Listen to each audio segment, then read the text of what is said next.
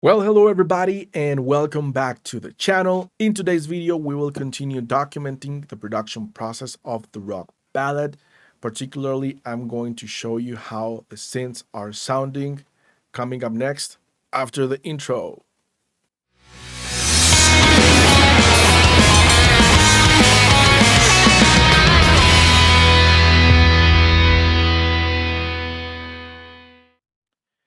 Okay, so if this is the first time you are visiting this channel, we are all about music production.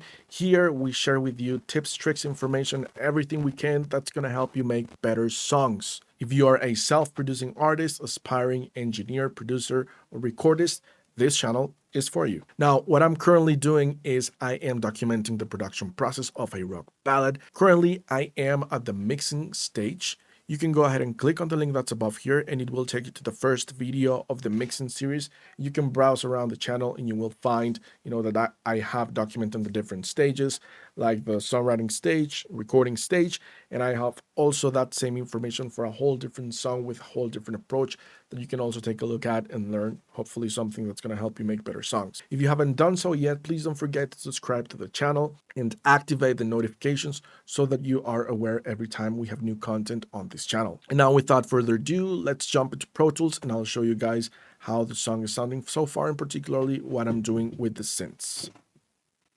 Okay, so we are back in the session and the synth channels are these 5 channels here, orange channels. And we also have a few 3 channels in which I have some sound effects.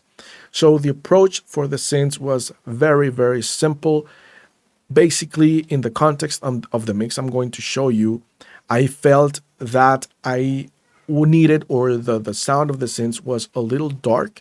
So I was trying to make them sound brighter pretty much. So let me show you how the synths sound first in the context of the mix.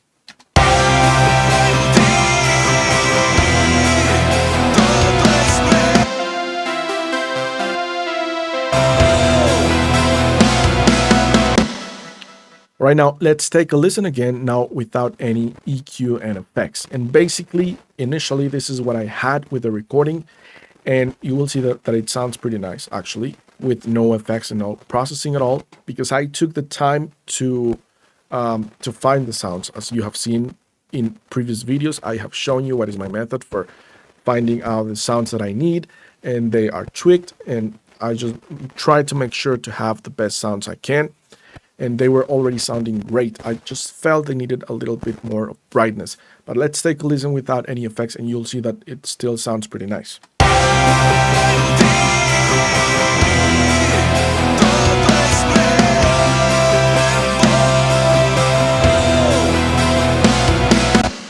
Obviously, they could be a little louder because these EQs will increase the volume of the tracks.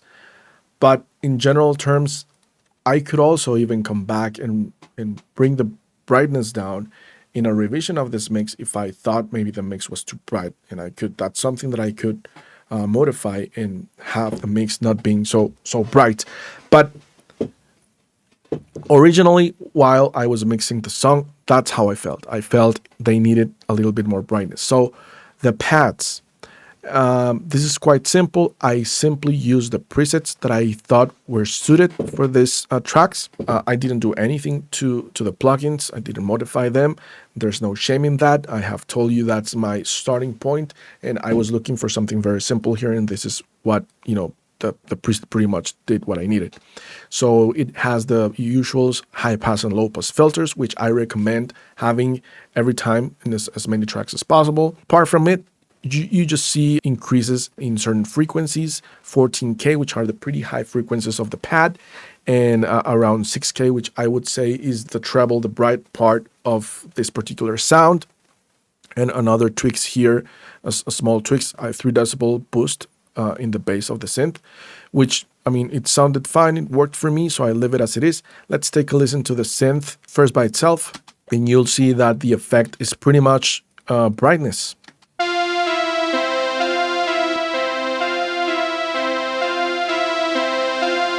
It may sound a little bit more defined, but in the context of the mix, I was still anyways looking for something subtle, But in the end, what I needed was brightness, and this is what the plugin is giving me for these 3 tracks here. Then we have the piano effect. Let's take a listen to that one by itself.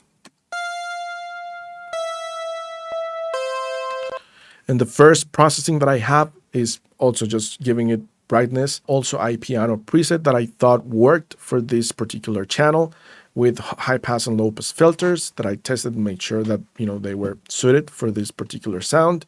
And you see an increase in brightness around 10K, and then at 2 and 9K, just bumps that are going to make the piano sound brighter. Let's take a listen before and after.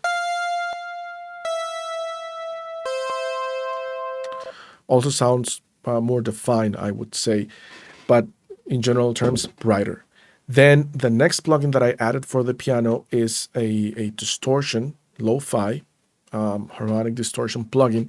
And what I usually look with this effect is to make something louder. That's what it does. And it also gives a lot of character to the sounds, particularly to the pianos. I recommend it. Go ahead and use it in the pianos. You'll see what I mean. It could be this one, the one that comes with your DAW, or for example, the Sound Toys one. It's pretty good as well. Let's take a listen with and without it so you'll see what I'm talking about.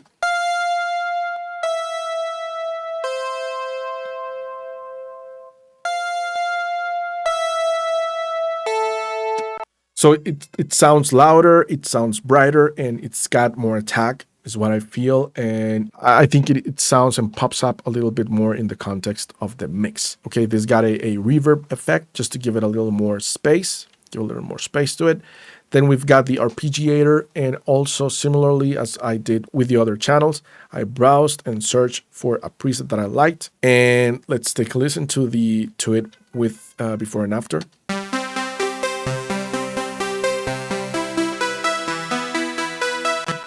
And again, it made it brighter, which is what I was looking for. It's got the usual low pass filter and high pass filter. And we've got around 5K, a 3 decibels bump, and that's just going to make it sound brighter. Same here, 4.7K. There are a few interesting things happening with the EQ of this particular arpeggiator that I saw, and it is, this one here is 4.5 and this one is 4.7, which are pretty close. And here is where I would say we have the brightness bump in general terms for the arpeggiator. And this one here is also adding around 2K, is adding some grit to the sound, which is something, and is what I liked the most about this preset. And the reason for it is that grit of the synth of this arpeggiator is what caught my attention initially in the first place, and this EQ, this preset here, is enhancing that. So that's the reason why I went for this particular preset. And that is an idea. You can start with something and search if there's something you like, if it enhances a particular characteristic of the sound that you like. That's the way I did it. Pretty simple. There's not much science to this. And then after the EQ, I've got tape delay. This is an echo effect. And I've got also for the piano a reverb just to give them a little bit more room. Let's take a listen, for example, to the piano first. And you'll see that the sound is already roomy. I mean, it's got space. You can feel it, but this is adding a lot more. A lot more room. That's going to make it sound a little bit more atmospheric. And for the arpeggiator, same thing. Let's go to a different section. Just adding. You can see that the synth itself, it already has some ambience behind it pretty clearly. And this is going to just enhance it and make it sound a little bit bigger. So that would be it for the synths. Then what I have is just the sound effects, and basically all I'm doing is adding reverb. So let's take a listen, for example, to the clock sound effect, which is the intro of the song.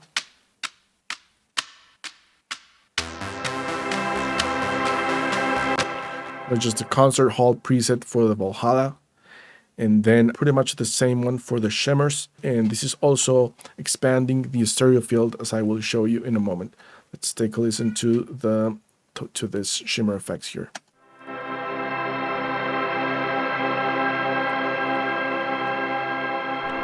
A lot of room, a lot of space, then a lot more again. And that's it. Pretty simple stuff, pretty basic. The initial purpose of what I wanted to do in the context of the mix is just I wanted them to sound a little bit brighter. That's all I was after, not much to it. That would be it. This is how the song is sounding so far. Okay, there we go. We are about to finalize documenting the song. We are almost finished documenting the mixing process of the song. Let me know in the comments below what you guys think about what I'm doing with the synths and the effects. As always, I'm very interested in learning from your ideas as well as I'm sure that other people that's going to take a look at the video will be interested in reading your comments. If you were able to learn something or take something out from this video, please don't forget to hit that like button. That way you will be supporting this channel and we can continue making more videos like this one. In the next episode, we will continue documenting the production process of our rock ballad. We will be moving on to the vocals. So stay tuned to the channel, don't miss it out, and I will see you guys in the next episode.